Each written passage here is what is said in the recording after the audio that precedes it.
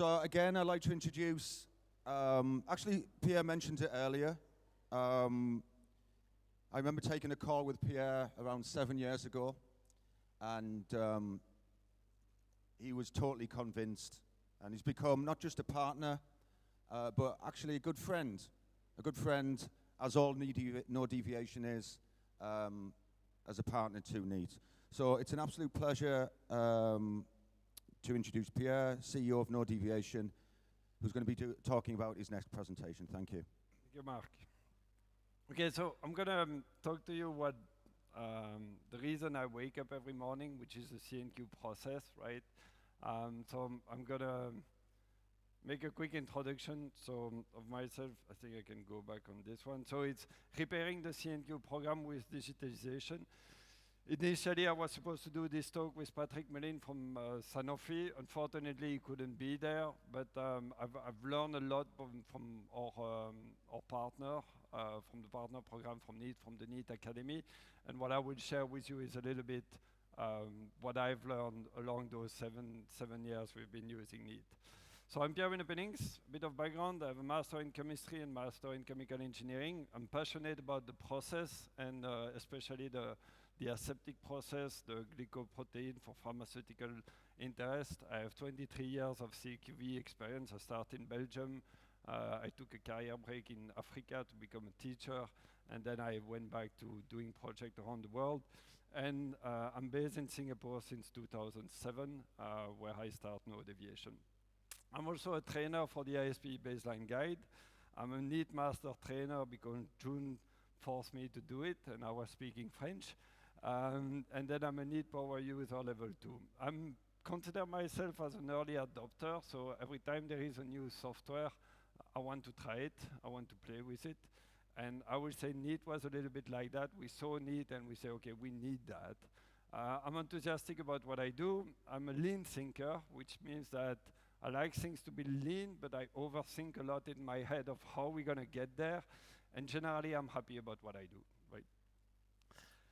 So the background is, and I think everybody in the room that have used Kneat can relate to a project which is similar. It's a fast-track project we had to do. There was a regulatory requirement behind that project, so at some point that project had to be delivered. But I like to think there was also an unmet clinical need, and that's why we were doing the project, right? You will see that when I talk about regulatory, I'm a big fan of quality, and I just wish that compliance was a byproduct of quality. So my aim is quality, and then we will be compliant. What we had to challenge on those type of projects, especially on the case study I'm going to use, is the mindset of OPEX people that are in operation, in routine, to CAPEX people that are doing a project which have a start, a peak period, and an end. And the mindset of those people is very different. And when you are in the CQV mode, you're generally going to be in a CAPEX project, right? Then that brings the challenge of the quality change control versus the project change control, right? How do you address that? And how do you do what is right for quality, but what is also right for your project? And when you are in OPEX, there is a tendency for all the people to over-complexify the change control. Again, when we are in a CAPEX project, the equipment is not yet released for GMP, so we can rely a lot on the good engineering practice. And then there is this routine qualification that the site were very used to versus the initial qualification. And the big difference there is, again, when you have a routine qualification and you have a non-conformity or a deviation, the patient life could be affected because you have used that equipment to produce medicine. When you are in an initial qualification, you never use that equipment to produce medicine. So the way you need to address the severity of the failure is completely different.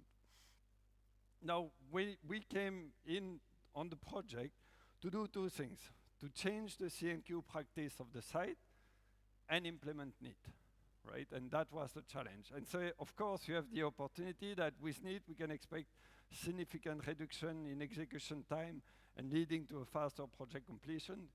And that was the driver because the regulatory authority were coming back to see where we were on the project. And then you have the project management. They say, yeah, but the deployment of your tool is going to take a lot of time, and then we're going to lose time. We should do C&Q instead of implementing a new tools. And the other opportunity for us was the new tools which bring data integrity by design. That's really where I see one of the big benefits of using Kneat in the C&Q, is that we mention it many times, is that data integrity by design.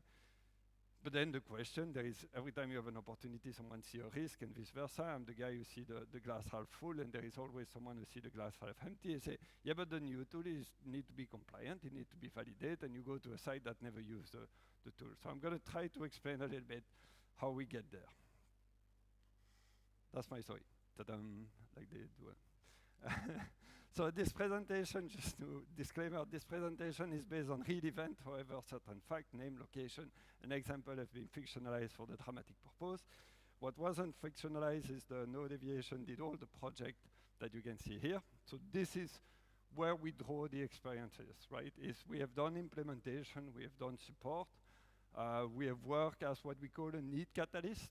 So this is people that know very well Kneat, that we put on a project and can answer any question you ever need. You do your C&Q, we support you in terms of Kneat. Of course, the people we put there also understand C&Q.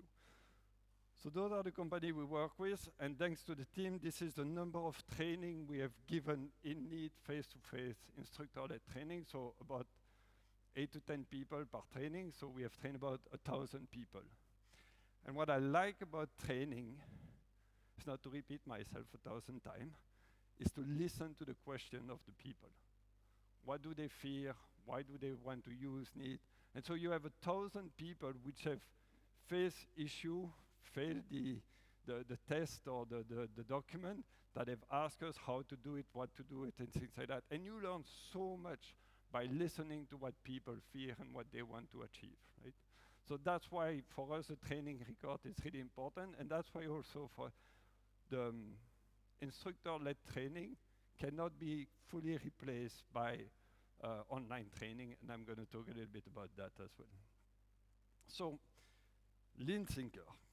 We live in a VUCA world, so for those which are not familiar with the VUCA world, it's a world which is where we have volatility, uncertainty, complexity, and ambiguity. And if you think about your project, the volatility is there. There is a lot of things that are going to change during your 1 year, 2 years of the project. There is a lot of things we don't know when we do a project. You know, the ISP say, you know, your CQA, CPP, and all that is well defined. Well, when you're a CMO, you have no idea what are the CQA and CPP. You have a rough idea, but there is a lot of uncertainty. It's complex. I mean, a C&Q project with the 100 equipment, the vendor, the people, the knowledge, the site, it's a complex. And what I like to bring is some clarity in that complexity, right? We have been auditing project where what is the most important when we review a C&Q is that the person who showed to you is very clear of what have happened, even if it's very complex. And I think, again, bringing Kneat allow you with the hyperlink, with the RTM, with all those functionality to bring clarity of what had happened. So Russell mentioning the availability of the information is crucial because it brings that clarity. And then it's the ambiguity is there. And the ambiguity, I take it like when my kids give a meeting to some friends, they say, let's meet tomorrow. When I was young, I had to tell you where, what, when to do, because if I say, let's meet tomorrow, I couldn't text you 5 minutes before to tell you what we were going to do and where we're going to go. So I had to tell you, let's meet tomorrow at 2 p.m. to play tennis.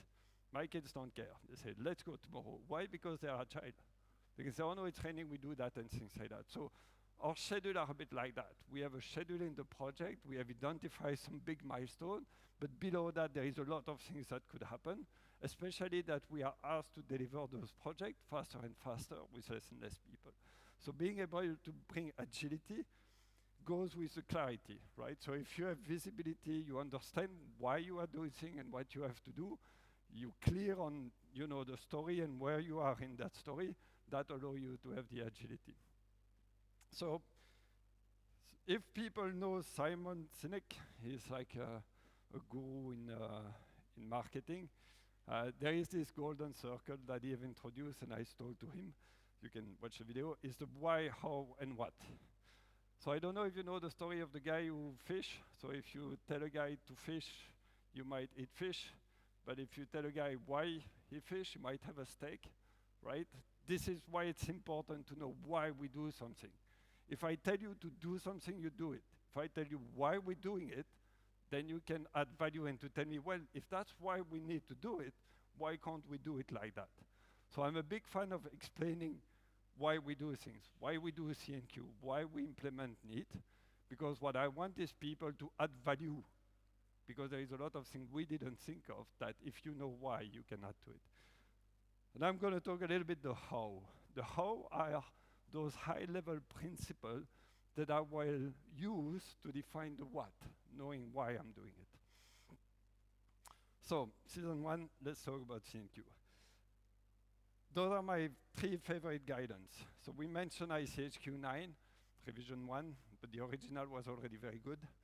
The revision they did was to clarify a little bit the intent of the ICHQ 9, but not to change it. I love the FDA guidance for process validation. I mean, that was one of the documents that changed a little bit what I was doing. And of course, the ASTME 2500. I give you more if you want to read more, but those are, if someone come and work for you, you might be familiar with those documents. But if anybody start to do C&Q, I say go read those documents, right?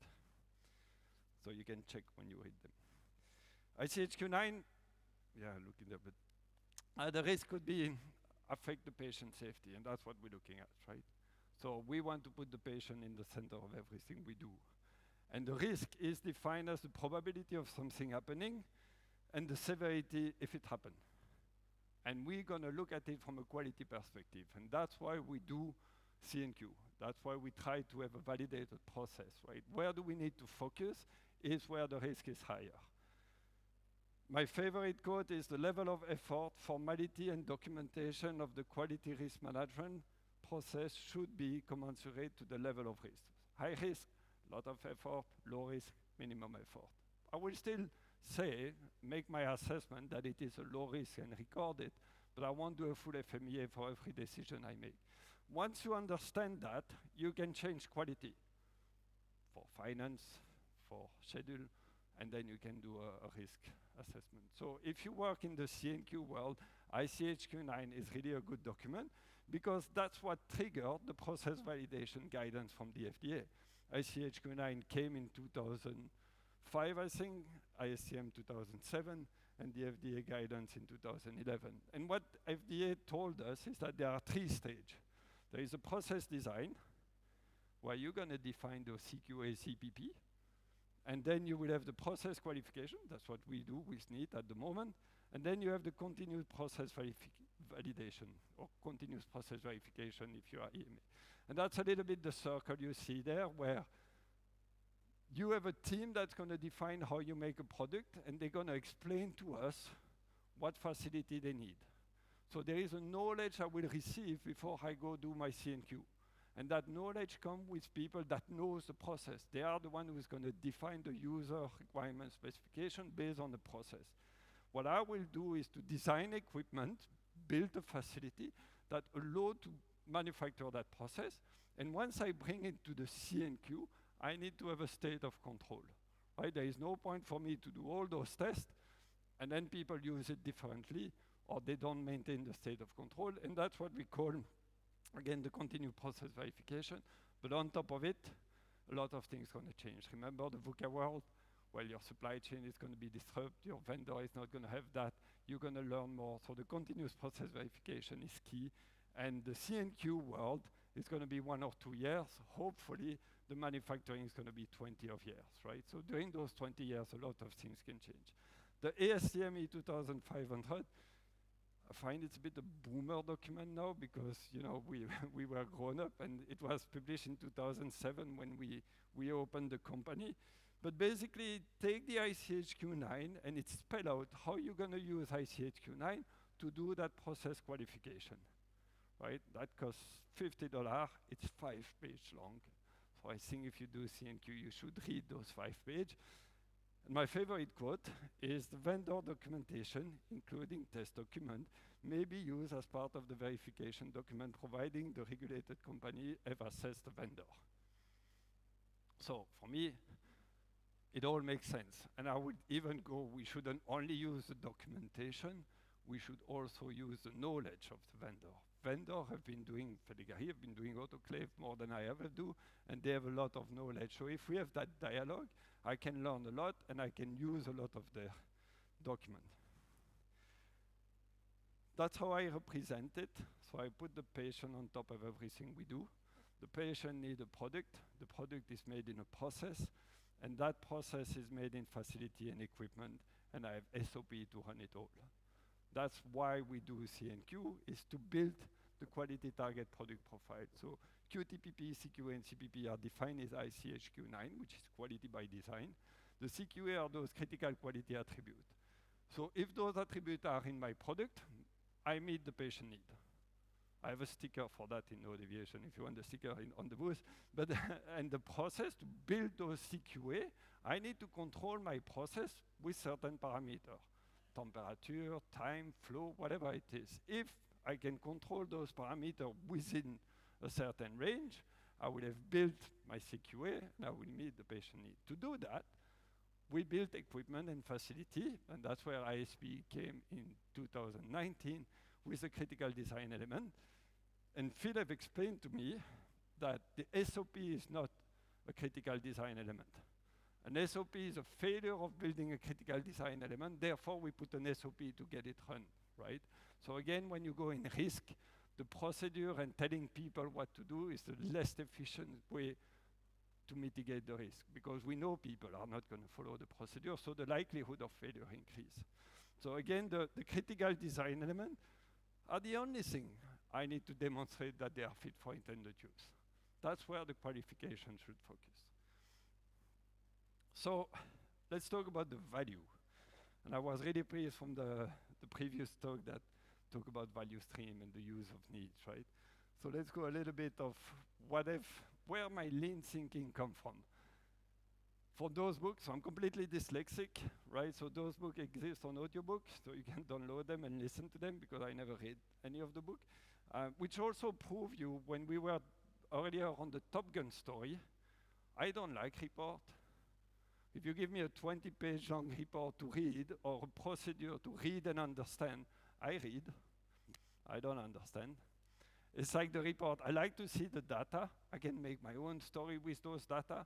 So I really like the ability to build my own dashboard to see what is important to me. And that's, again, from a data-driven decision, it's important. Now, whether it's a quality data or it's an investment data, you always want data integrity. We didn't invent it. You don't want to make decisions based on the data that is not trustworthy. So for me, even as a project manager, I want data integrity in my schedule. Because if those data are not trustworthy, well, I can't deliver the project. So the lean thinking, the lean startup is one I recommend. The lean thinking will tell you, and I'm going to do it, but the lean startup, it's a little bit like the ASTM. It's taking the lean thinking and applying it to the development of a software. So every time you're going to deploy Kneat, the lean startup can tell you how to deploy Kneat by bringing that value. And the 0 to 1 could have been written by Kneat. The 0 to 1 explained to you that you should go in a field where there is no competitor. And I think that's what Kneat have done. They've identified that in the C&Q there were no digitalization, and they have decided to fully invest in it. Anybody after that will copy what Kneat have entered as a market, right? Because everybody say, oh yeah, it was a good idea, we should do it as well. So for us, that's also why when we found Kneat, we say, that is innovative, that is changing, and we want to be part of it. So in the lean thinking, you have defined the value, we're gonna come to it, eliminate waste, common sense, but we're gonna define what is waste, make value flow. We saw it with, try to identify what is your value flow, where things get stuck, how can I get it to the next step? And what I really like to use is the IPO, input, process, output. When I do a document, I need a certain input, I will process it in the document, and I will give you an output. If I don't have the input, I'm gonna get stuck. I know it. So if you don't define your input properly, your process is gonna get stuck, and there your value doesn't flow. Let the customer pull the value. Pulling means that if I take a Coke in the 7-Eleven, they're gonna quickly come back and put another one. right? So that they don't have a big inventory of code that nobody uses. When we do protocol, we do exactly the opposite.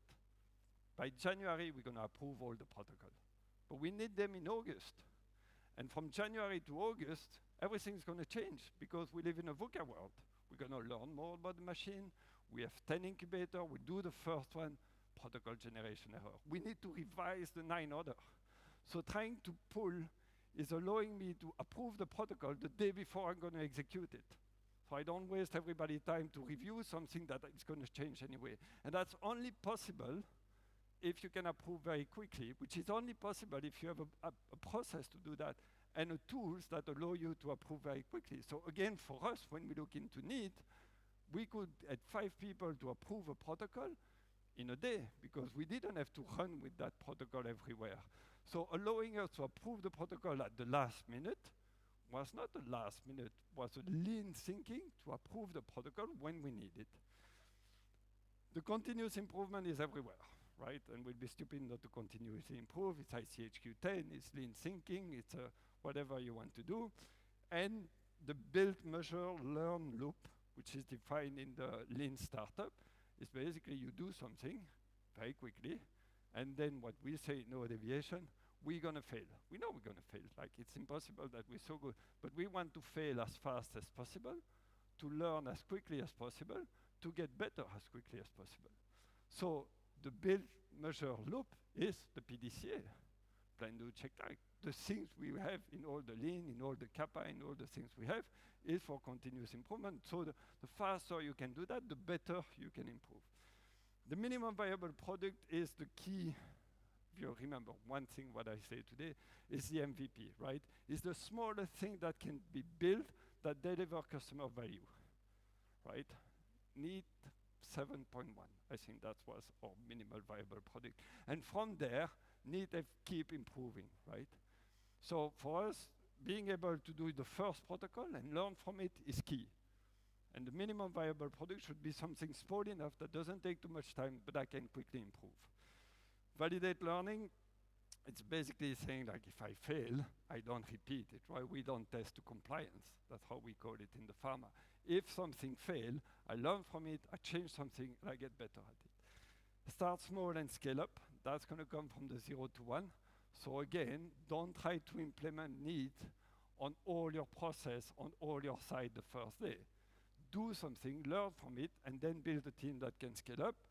And the power of the funding team, so again, the Kneat team was fantastic, but your team need to be fantastic as well, and you need to select people that have the right mindset when you want to implement something new. So being able to find early adopter on your side, but also the right expertise, and it might not be C&Q, and it might not be Kneat, but you have implemented a lot of software on site, whether it's your Salesforce, whether it's your SAP, and those people can bring a lot of value, not in the field of expertise you expect to, but because they have a previous experience of deploying software. And the problem of Kneat, it is seen as an engineering software, so we ask engineers to deploy it. And it would be good to have people who have deployed SAP because we have learned a lot in no deviation from people that put ERP to help us to implement Kneat. So what is value? Safety, quality, delivery, cost. This is how we identify the value in what we do, okay? So I take the example of the COVID. Everybody can relate. It's fantastic. Before I was using the Samsung S7, but safety, nobody wants the vaccine because we don't know if that mRNA is safe. Once we were sure it was safe, the next question is like, who have manufactured the vaccine, right? Can I trust the person? Is the quality of the product there? Once we were convinced about those two, everybody wanted. We couldn't get it fast enough, and we were ready to pay whatever price, especially in Singapore, to be the first to have the vaccine. So when you deploy a solution, the people of the project manager, the opportunity and the risk, if you can anticipate in terms of safety, is my system validate? Is my system answering my need? Can I do it on time? How much does it cost? And you answer in that order when you make your business plan, you're more likely to be successful. If you put the cost and we need to do it cheap, it's never going to be safe or fast enough. If you ever feel like that guy, which happened, It's because you met Tim Wood, and I hope there is not a guy who tried to do project with his name is Tim Wood, but this is the waste you will have on the project, right? It's the transport, inventory, motion, waiting, over processing, over production defect, and the bad use of resource and talent. Now that's very easy when you manufacture something, but if you put it in the C&Q world, we have a lot of those, right? We have a lot of inventory. An inventory of information is, oh, I told you it's in your email. Well, that's an inventory of information that we need to. The over-processing is to do all those tests that nobody cares, right? The overproduction is the same, is to do an additional protocol than the one of the vendor. What value does it really bring? So defect, we don't even mention about it. Every time a test fail, and we're really good at that, right? Failing test. Like for me, an IQ is a pure waste of time. It's a quality control, right? But if you go back to ICHQ8 and we want to have quality by design, I should never fail an IQ because I put a quality assurance in place that will allow me to pass that IQ for sure. So I think we need to be better at quality assurance, and again, having visibility of what's going to go wrong help us. Fixing the C&Q workflow. I'm not going to go in the whole ISP baseline guide and system risk assessment and other. I'm going to give you where most of the time we need to intervene in a C&Q project management perspective. We need to fix the project scope. When we do C&Q, a lot of time, when the project is not flowing, is because the scope of the project is not properly defined. Right? How do you fix the project scope? Is by freezing your system list. For me, the system list is the key of all my project delivery. If that system needs change, because I add or remove a system to it, every time I add a system, it's not the number of protocol. It's changing all the planning, it's the number of resource. So you can change it. I don't say you can't change it, but you need to control the change of those things. And we saw a system list that every day we had another version of the system list, so nobody knows what they have to do because it changed the whole sequence. So if you ever feel like you're not in control of your C&Q project, ask the master system list. If you don't have that, go fix it. Define the test matrix and the set of deliverables. Of course, once you have a system list, it's easy to say the number of protocols you're going to have. It becomes easier to put them in a schedule and to manage them. Implement change control, so project change control. I mean that someone needs to be responsible to assess the change and whether it's worth or not. If everybody can change anything, we have projects like that where they throw another equipment, and it's the same when you implement Kneat. You're going to define a scope, we're going to put the IOQ, and yes, we're going to put the PQ, but not on that project, right? So it's able to be being able in a project to start, have the peak, and finish it. Define the RACI, right? If you don't know who is doing what and who is supposed to sign that change control or who have the right to, is something that we see a lot in C&Q project. Implement the system risk assessment, that's a little bit ISP, to define what needs to be qualified. So it's really using ICHQ9, we're not going to qualify everything. We're only going to qualify those critical design elements. So if I'm being able to identify them and communicate them to my vendor, to my user, to my QA, to say this is what we focus on, right? Everything else is engineering. Now the engineering needs to work. You can't qualify what is not working. So the commissioning is important. But the level of effort, ICHQ9, is very different. Because what is the CD? Touch the patient life. If the equipment doesn't work, it won't produce any medicine. If the equipment works, but it's not fit for what I want to do, I will produce bad medicine. And that's why we do qualification. Implement the tier meeting to unlock the effective communication and get the schedule to drive the project. Both goes together, and if you're really lean, you should look at the last planner, how can you do a pool planning and things like that. But the tier meeting is that structure, right? It's try to get people to focus on where they belong. And have a way for someone to say, I have a problem. And have someone a way for the management to say, this is the direction we want to go, this is the priority, without to have to talk to every individual, right? So that's where we have those tier meetings, where I put the name of the people and more or less the frequency, but being able to escalate problem, being able to have KPI, is not to blame people. If someone gets stuck, the role of the management is to say, how can I help you? If you do that, people will tell you when they have a problem. If someone have a problem all the time, every day, well, do a little bit of the root cause. And most of the time it could be because the RACI is not clear, your system list is not defined, or it doesn't know its scope. Kneat site expansion, 2+1. Okay, why did we 2+1? Because it's a French site, and we decided to do it in August. So if you have a work being like agile, you do the kickoff meeting in the beginning of August, and then everybody is gone for a month, right? Whether it's Italy or France, you know, they don't work in August. So we could do a site expansion, and when I say a site expansion, is between the kickoff meeting and the first protocol approved in Kneat, it took us 2 months. And we're not superhero, right? So I'm gonna try to explain to you what are the things we have to do. So you notice that I'm an early adopter, right? I saw a need, and I went, I need to be the first one to try this, right? And then June went to spend few time in Ireland, and we really went like, we need to show you guys how that works.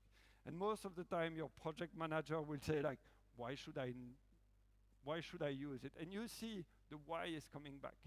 So in order to convince the mass is to explain to them why you got, not what you're gonna do. They don't care when you're gonna do a discipline or a approval template. Why they should use Kneat is what you should be able to explain. Then generally your people would say, yeah, I wasn't sure, but I want to use. And the last one is generally the QA, right? Where they say, oh, that's good, can we look at it? So for us, this is where we try to go. So the prerequisite is you need to have a driver and a deadline. So there is this Parkinson law that says you will take the time you have to do a task. So if you say we need to do Kneat on a site, but there is no driver, it's going to take 2 years. And you most likely going to go in the overthinking, right? Which is one of the ways. If you need tell people that need to be live in November, you might have it for December, right? So for us, having a driver of a deadline is crucial. Is your instance validate? So we were lucky enough, this is a big company, and we have a validated instance. So we don't need to validate Kneat. We just need to configure it. And that's crucial if you want to go fast. So the Kneat validation needs to be done. Do you have a governance? And I'm so pleased that Sarah mentioned it. For us, governance is so important. Governance helps you to define what are the questions you need to answer and what are the questions we're going to give you the answer. That's how I see a governance. Do you have a sponsor? Right? You need to have a guy which is passionate about it and going to keep the crew motivated and have seen the end of it because he can then explain to you how it looked at the end. Otherwise, it looked just terrible. Do you have a roadmap? Again, visibility of what you're going to do. You need to have a Kneat SME and you need to have a C&Q SME. If you want to implement Kneat for C&Q, if you want to do other things, you take the other SME. But that goes in terms of the ICHQ9, we say you need to have a multidisciplinary team in order to identify what could go wrong so that you can proactively mitigate it, right? So this is what a validated instance looks like. When you talk about minimum viable product, I think Kneat did a fantastic job to explain what Kneat is. So basically, again, Kneat will give you a handover pack, right? And I give you there what it is. Kneat will validate the Kneat deployment of the instance. And we go back to ASTM that say you can rely on it. You're going to do it once in your lifetime. They do it for every client. So of course they're better than us. And they've answered all the questions of all the clients. So leverage from their knowledge. Ask all the questions you have. Don't try to reinvent the wheel. Explain what you fear. And they're going to mitigate your fear. If they cannot, you work together and you do it. But again, for us, we had the validated instance. So all we had to do is to prove to the quality person on site that we had that handover pack and it was approved by a higher authority, again, RACI. The governance, why? Well, it helped to decide faster and have RACI.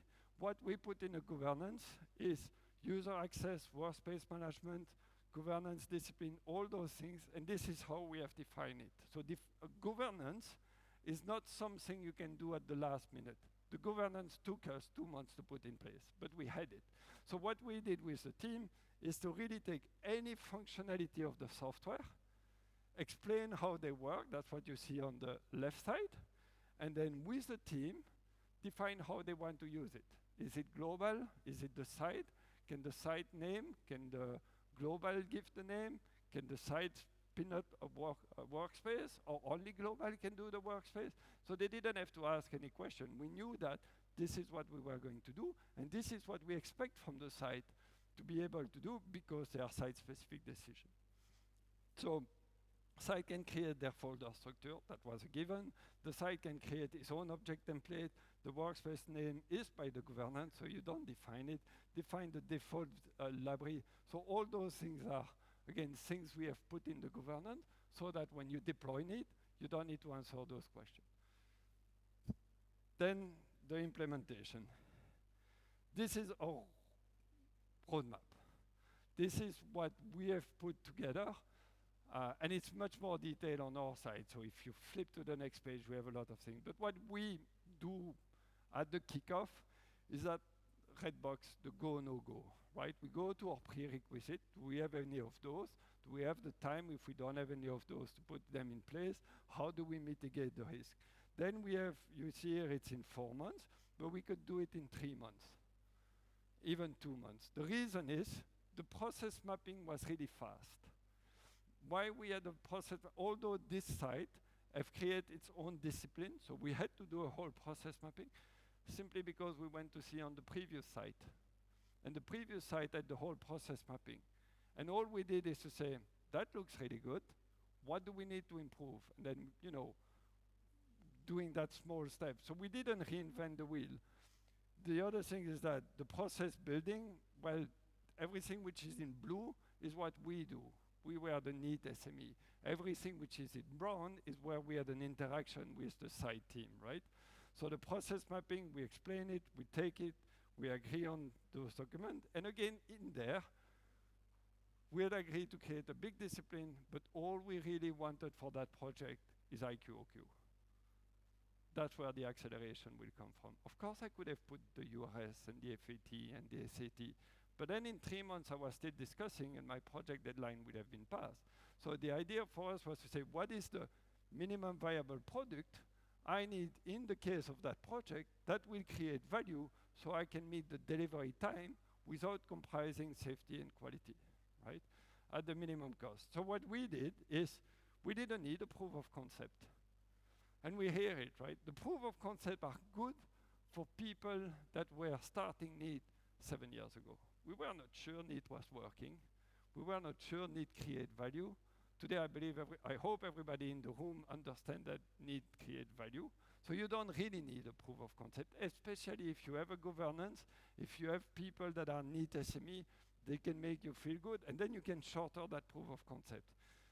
We didn't need a UAT, right? We call it a work process item verification, because again, Kneat have been built by a software you can configure. So I don't do any coding. All I do is to give value to variable.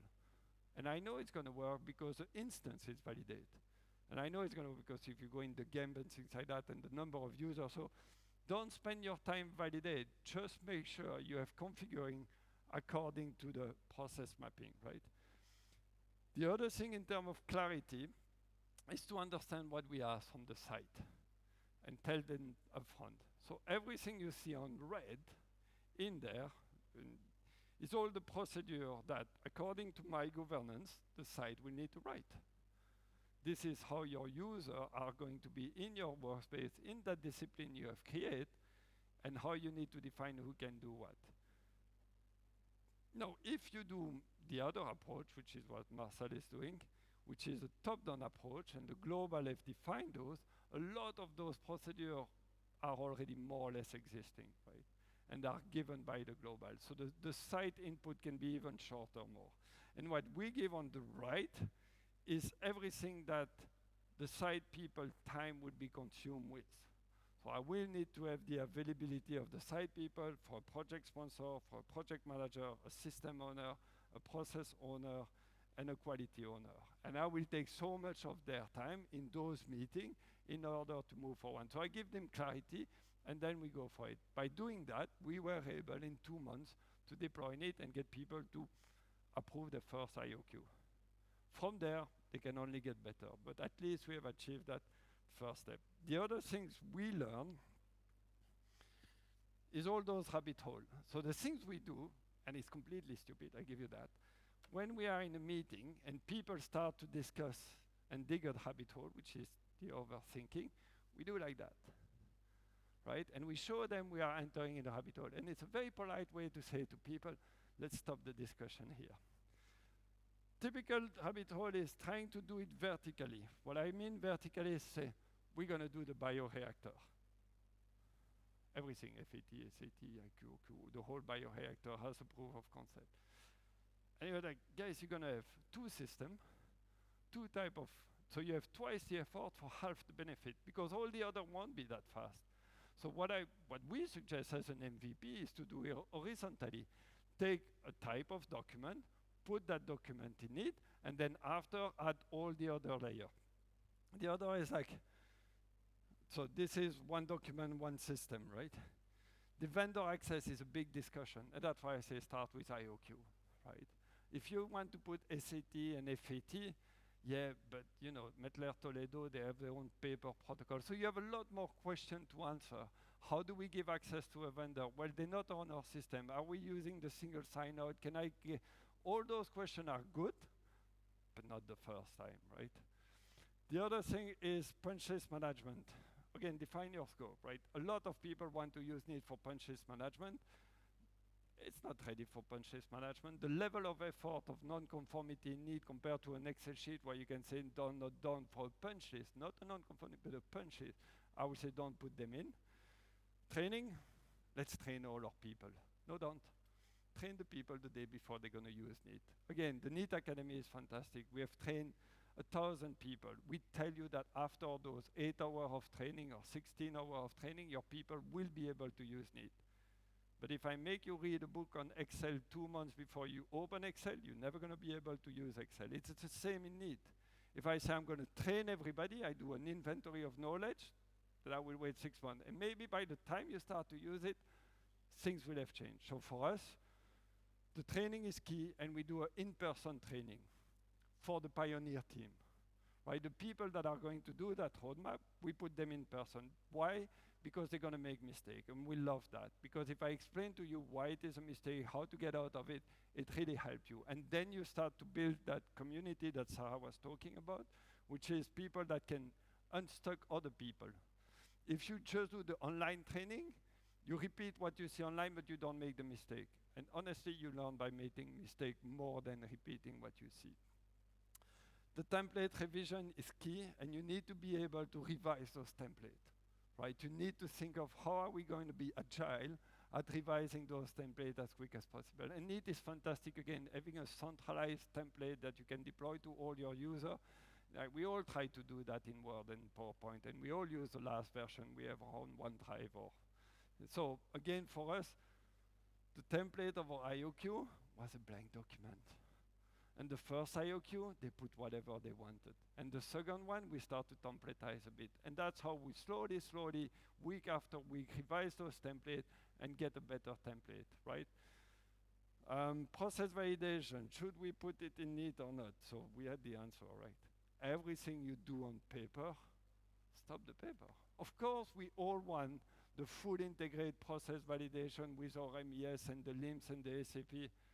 You're not going to have it. I mean, nobody is working on it. And if you develop something like that, you're going to take 10 years to get there. And what we learn is every year we get twice faster at everything. So for me, once you have done your IOQ, once you have done your C&Q, everything you do on paper, the logbook, the electronic batch record, your calibration, your maintenance form, your change of gasket, if you have a paper, do it in it. Worst case scenario, in 3 or 4 years, another software comes for that specific function and you decide to do it. But all the time in the value chain we saw with the QC people and what they can save, and it's not that complicated to take a form that was on paper and put it in Kneat. And then what we did, and we were surprised, is to see that people have change control in Kneat. So you create a new template, you create a new workspace, change control management. And they were doing that on paper. I mean, come on, you use Kneat, do your change control in Kneat. You can cross-link all the reference. When the template is done, you can put it in. So we had created, for that company, a workspace called change control, and any management of Kneat change was in that one. So it's super easy for the audit. It's super easy for the people that are in Kneat to have access to the information. Again, accessibility of those information. So those are the things we recommend doing. So this is the example of the vertical, and I put the color in what I think Kneat is best, so IQ, OQ, PQ, FAT, SAT, and then many other. Now, of course, if you have the time putting the URS, putting the design review, putting all those things, but if you have 2 months to do a project and people need to do tests, we went for the IOQ and the PQ because the rest was passed, right? So the key takeaway from whatever I learned, and I'm very happy that all the previous presentations were talking the same language, is to keep it light, start doing, use it tomorrow, and change it as frequently for more improvement. Yeah, I mean, the guy who was talking about the change of behavior is saying the same, right? And if you don't do the first step, you're never gonna get better. So for us, it's really how we say, just dare to do it, right? If you want to connect, I'm 5 seconds. So yeah, I'm happy to take any question. That is my Kneat presentation.